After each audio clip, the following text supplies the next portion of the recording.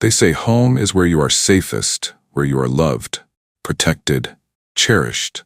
But what happens when the very walls meant to shelter you become your prison? What happens when the hands that should hold you with care become the very weapons that destroy you? In the quiet town of Dharmadam, nestled in Kerala's scenic coastline, a young girl lived a nightmare she never spoke of. A nightmare that wore the faces of her own family. For years, she suffered in silence, too afraid to speak, too broken to fight. Until one day, she did. Mira found the strength to break the silence that had suffocated her for so long. What followed would shake an entire nation: a father's betrayal, a brother's cruelty, an uncle's depravity, a mother's silence, and a truth so horrifying it forced a country to listen. Welcome to the Crime Series. I am glad to have you join us on another video. Kindly subscribe, like, and share. Let me know where you are watching from. The Nair family at a glance appears like any other. But behind the rusting iron gate of their compound and the peeling blue walls of the building, darkness festers. Ramesh Nair, the head of the household, is a fisherman by trade. He has spent most of his life battling the sea, waking before the sun and returning home with calloused hands and the heavy scent of salt on his skin. The sea has hardened him. His temper is short, his words sharp. His wife, Latha, works as a housemaid in the homes of wealthier families. She moves between 3 houses a day, washing dishes, scrubbing floors, doing laundry, her fingers permanently wrinkled from hours of soaking in cold water. By the time she returns home in the evening, she is exhausted. She barely has time to think, let alone question the things she chooses to ignore.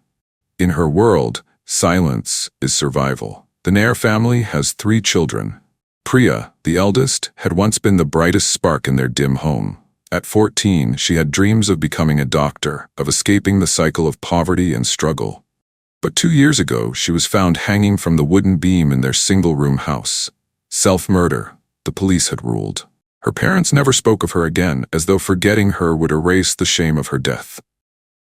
Then there was Arun, the middle child, now 15. To the outside world, he was just another teenage boy, unremarkable, indifferent. But inside the house, he had taken after his father, carrying the same anger, the same hunger for control. And finally, Mira, the youngest, just 13. She was quiet, observant, always watching. She knew when to stay out of the way, when to make herself small and invisible. Unlike Priya, she had no dreams of escape, only survival. There was one more person who drifted in and out of their lives. Vinod, Ramesh's younger brother, was an unpredictable presence. He had no family of his own, no stable job. He was a drifter, disappearing for months at a time, only to return unannounced, with stories of places he had been, jobs he had worked, and women he had seduced. No one ever questioned him. When he was around, he had a place at the dinner table, a corner of the house to sleep in. He came and went as he pleased. And when he was there, Mira felt the air in the house grow heavier. The Nair family was not close-knit. Not in the way families should be. They existed together, but love was not something that bound them. Their home was not a place of warmth, but of quiet dread. And beneath the surface of their ordinary life, something sinister had already begun. But no one would see it. Not yet. For as long as she could remember, Mira had lived in silence. She had no words for what was happening to her, no explanation for the pain, the shame, the nights spent curled in on herself, praying for it to stop. It was just her reality, one she had accepted without question, because no one had ever told her that life could be any different. But on that fateful day, reality came crashing down. It started as an ordinary school day. The bell rang. The 8 standard students shuffled into their classrooms, and Mira, like always, took her usual seat in the corner, her presence barely noticeable. But what was taught that day would change everything. The topic was sexual education. A subject rarely spoken about at home. The teacher stood before the class, explaining things Mira had never fully understood. She spoke about boundaries, consent, and the difference between a safe touch and a harmful one. She spoke about predators, about the people who disguise abuse as love, and about how some children suffer in silence because they don't even know that what's being done to them is wrong. Mira felt her heartbeat quicken. The teacher described the psychological effects of abuse, how it could lead to fear, self-hatred, depression, and even changes in one's body. Mira listened, her breath shallow. The nightmares, the flinching at touch, the constant exhaustion, the feeling of dirtiness that never left her skin. The words hit her like a violent wave. For the first time, Mira understood the things her father did, the way her uncle touched her, the whispered threats from her brother. It was never normal. It was never her fault. She had been repeatedly, by the very people who were supposed to love her. Her hands trembled beneath the desk. The world around her blurred. Her head spun as the weight of the truth settled over her like a crushing boulder. She had spent years trying to push away the memories, trying to convince herself that it was just how life was meant to be. But it wasn't. The bell rang, signaling the end of the school day. Students packed their bags, chatting and laughing as they rushed out. But Mira remained frozen in her seat, staring at her hands. Her fingers dug into her uniform, gripping the fabric as if trying to ground herself. She couldn't go home. She wouldn't. Home meant returning to the nightmare, to the hands that grabbed her, to the darkness that swallowed her whole. She walked out of the classroom slowly, her legs feeling like they didn't belong to her. Instead of heading toward the school gate like everyone else, she wandered aimlessly, ending up on an empty wooden bench near the playground. And then she broke. Silent tears at first, then sobs. She curled into herself, pressing her fists into her eyes, trying to make the pain disappear. But it was too much. She didn't notice the teacher watching her from a distance. Mrs. Asha had always been observant. She had seen the way Mira withdrew from others, the way her smiles never quite reached her eyes. Today, she saw something different, something deeper, a kind of despair that no child should ever carry. She approached Mira gently to inquire why she hadn't gone home, but she hesitated for a few minutes because the words felt heavy, lodged in her throat. If she said them, there was no going back. If she spoke, the secret she had carried for years would no longer be hers to bear alone. But wasn't that what she wanted? A way out? If you found this story compelling and appreciate the way we bring real-life cases to you, hit that subscribe button and turn on notifications so you never miss an update. Your support helps us continue to uncover the truth and share these important stories. Like, share, and let us know your thoughts in the comments below. Let's keep the conversation going. She lifted her tear-streaked face to meet her teacher's concerned eyes. And then, Mira opened her mouth to speak. She opened up to Mrs. Asha. Mira was 11 when the darkness crept into her life. At first, it was her uncle who had told her it was just a game people play. Then after a few weeks, her father, when he came back drunk one night, threatened to kill her if she told anyone about what he had done to her. Her 15-year-old brother, who had been snooping and watching everything unfold in the background, said to her, "If Appa and Uncle can do what they want, why can't I?" Mrs. Asha wasted no time. The moment Mira whispered her truth, the teacher knew there was no turning back. Her hands trembled as she walked into the principal's office, her voice hushed but urgent. The school authorities acted swiftly, knowing that any delay could mean further harm to the child. The local police station was informed within the hour. Mira was taken from school to the police station, a place that felt cold and unfamiliar. She sat in a chair too big for her small frame, her fingers nervously gripping the hem of her uniform. She had never been inside a police station before, and for a moment, she wondered if she had made a mistake by speaking. Then a woman walked in. She wasn't dressed like the other officers. Instead of a stiff uniform, she wore a simple cotton saree. There was something kind in her face, something different from the harsh expressions of the men in the room. She crouched to Mira's level, her voice soft, soothing. "I handle cases like yours. You don't have to be afraid." At first, Mira didn't speak. She had spent too many years learning that silence meant survival. But Anitha didn't push. She simply sat there, waiting, allowing the girl to reclaim her voice. And then, the truth poured out. For the first time, Mira spoke of the nights that had haunted her for years. The hands that touched her where they shouldn't, the whispers in the dark, the warnings, the punishments, and then Priya, her elder sister, the one who had suffered first, the one who had tried to endure until she couldn't anymore. "They hurt her too," Mira whispered. "They only left her alone after she was gone." A chilling revelation. Priya's death had never been just a suicide. It was the only escape she had seen. For a moment, the room fell into silence, but in Anitha's eyes there was no hesitation, only fury. This wasn't just a case of abuse. It was a cycle of horror passed from one daughter to the next, and this time it had to end. Meera was taken into the care of the Child Welfare Committee. It was a place unknown to her. New walls, a new bed, new faces. It wasn't home, but it wasn't hell either. Back in Dharmadham, the police were preparing to storm the Nair household. The quiet street outside the crumbling blue house was soon flooded with police vans. Shadows moved behind drawn curtains as neighbors peeked through their windows, whispering. When they barged in, Ramesh Nair, Meera's father, barely had time to react before his arms were wrenched behind his back. Cold steel, handcuffs, a life of silence, undone in seconds. He didn't fight. He didn't ask why. Vinod, the uncle, wasn't as composed, drunk, confused, angry. There's been a mistake, he slurred, trying to shake off the officer's grip, but the evidence was undeniable.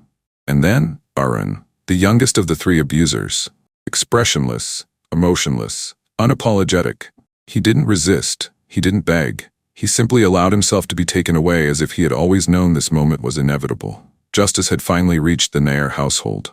But there was one more person left, Latha Nair. She didn't scream, she didn't cry, she didn't fight. She simply stood still, watching as her husband, her brother-in-law, and her son were dragged out of the house like criminals.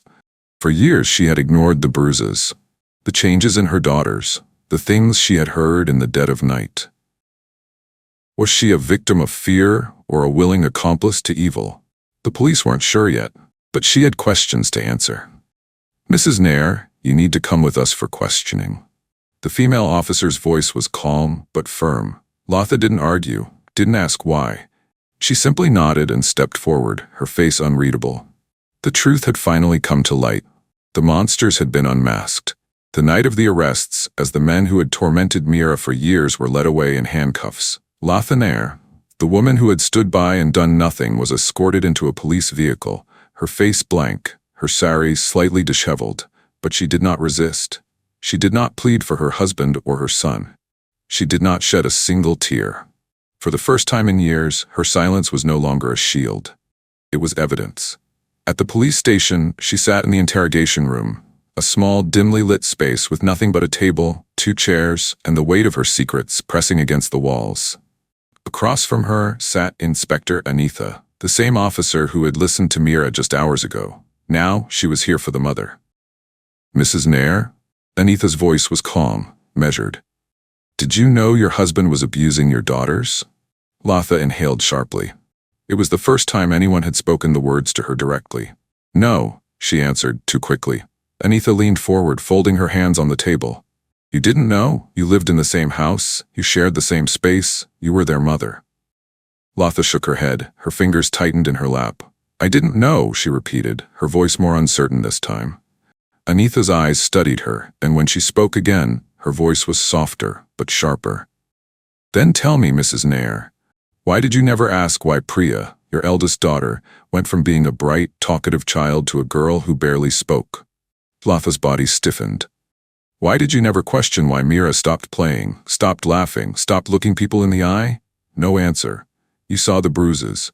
Latha's lips parted, but no words came out. You heard the cries at night. Her breathing grew uneven, and yet, you said nothing. Anitha sat back, letting the silence fill the room. Latha lowered her gaze. Her hands trembled. For years, she had buried these thoughts deep inside her, convincing herself that what she heard in the dark was just her imagination, that the marks on her daughters' bodies were from schoolyard falls, that the distant, hollow looks in their eyes were just growing pains. But now, under the unforgiving lights of the interrogation room, there was no escape. She had known. Maybe not in detail, maybe not in certainty, but in her heart, she had known. She had suspected that something terrible was happening. She had seen the way Priya faded into silence before she died. She had seen the way Meera recoiled from her father's touch, the way she flinched whenever Vinod entered the room, the way her son had begun looking at his sister like she was something less than human. And she had done nothing. Her silence had given them power. She had not abused them herself. But by closing her eyes, by turning away, By refusing to ask the hard questions, she had allowed them to be destroyed. Mrs. Nair, Anitha's voice pulled her back to the present. Do you still want to tell me you didn't know? Tears welled up in Latha's eyes. For the first time in years, she felt them burn against her skin. Then, in a voice so weak it was barely a whisper, she spoke the truth. I suspected, but I was too afraid to know for sure. The words hung in the air, a confession without being a confession. Anitha sat back, exhaling slowly. And in your fear, she said, you let them destroy your daughters. Latha closed her eyes. She did not argue, because there was nothing left to say. When the horrifying details of Mira's case became public, it was no longer just the tragedy of one girl. It became a national conversation. A public outcry erupted across Kerala, shaking the state's collective conscience. Social media platforms were flooded with outrage, people demanding justice, not just for Mira, but for every child who had suffered in silence. The streets saw protests. Women's rights activists, students, and concerned citizens took to the roads, holding placards, chanting slogans, demanding stronger laws and immediate action. Among the loudest voices was R. Malini, the president of Anveshi, a leading women's rights organization. This is not just about Mira, she declared at a press conference. This is about the countless children who live in fear, who are violated by those they trust the most, and who have no one to turn to. We must break this cycle. Her words echoed across the country. The case dominated headlines. News channels ran non-stop coverage, exposing the grim reality of gender-based violence against minors. The dark reality of abuse within families, read one headline. How many more Miras before we act? Another questioned. News anchors debated the failure of society to protect its most vulnerable. Survivors of similar abuse began coming forward, sharing their own stories, proving that Mira's case was not an isolated one. It was part of a much larger, much darker pattern. The Kerala police released a formal statement condemning the crime and vowing swift justice. This case has revealed a grave issue within our society, said Inspector Anitha, who had personally handled Mira's rescue. We will ensure that justice is served. But beyond this one case, we must ask ourselves, how many more cases go unnoticed? How many more children suffer in silence? The police also announced a full reinvestigation into Priya's death, questioning the original ruling of suicide. Beyond the call for justice, a bigger demand emerged. Activists, educators, and child protection agencies pushed for comprehensive sex education in schools, something that had been largely neglected in many households. Mrs. Asha, the teacher who had first noticed Mira's distress, addressed the media. Most parents never discuss these topics with their children, she said. Girls like Mira don't even realize they are victims until much later. This has to change. Schools must take responsibility. We need to teach our children what is right and what is wrong so that they can protect themselves when no one else will. The Kerala government responded with a commitment to implement stronger child protection programs, including mandatory sex education in schools. NGOs and social workers began conducting awareness campaigns in rural areas, educating young girls about their rights, their bodies, and the dangers of remaining silent. This was no longer just about a single case. This was about breaking the silence, about ending the normalization of abuse, about ensuring that no one would ever have to go through what Mira had endured. The world had heard Mira's story, and now it was time to act. Because gender-based violence was not just a crime, it was a systemic failure. And if change didn't come now, then how many more Miras would suffer before it did? Under Indian law, the crimes committed against Mira were not just punishable, they were unforgivable. After a thorough trial, the court delivered its final verdict. Ramesh Nair, the father, sentenced to life imprisonment without the possibility of parole. Stripped of all parental rights. The judge's ruling was clear. The accused betrayed his duty as a father. His crime is unforgivable.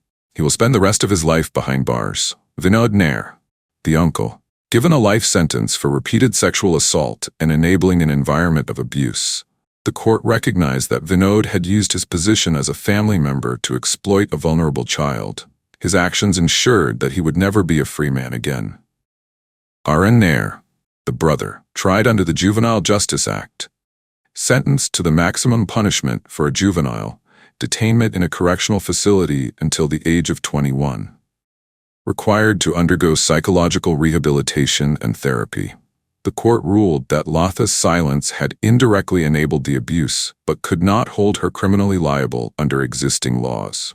Charged with negligence under Section 75 of the Juvenile Justice Act, cruelty to a child, but given a suspended sentence. Placed under state supervision for psychological counseling. Lost custody of Mira permanently. Her silence had not only cost Priya her life and Mira her childhood, it had cost her everything. When the judge delivered his ruling, Lotha did not speak. She only lowered her head, as if carrying the weight of all the years she had ignored her daughter's cries. For the first time in her life, Mira was safe. She remained under the protection of the Child Welfare Committee, where she received therapy, support, and education. The Kerala Vanitha Commission, along with women's rights groups, ensured that Mira would be placed in a loving foster home, far away from Dharmadham, from the ghosts of her past. She was enrolled in a new school, where she slowly began to reclaim her life. The nightmares didn't disappear overnight. The scars, both seen and unseen, would take years to heal. But for the first time, Mira had something she never had before. Hope. She was no longer a victim. She was a survivor. The case of Mira Nair shook the nation. It forced society to confront a brutal truth. Gender-based violence is often hidden within the walls of homes, protected by silence, by fear. But this time, silence did not win. Justice had been served. But Mira's story was not just about punishment. It was about change. Because one girl spoke up, thousands found their voices. Because one teacher listened, a child's life was saved. Because one nation paid attention, laws were re-examined. And because one child survived, the cycle of abuse was finally broken.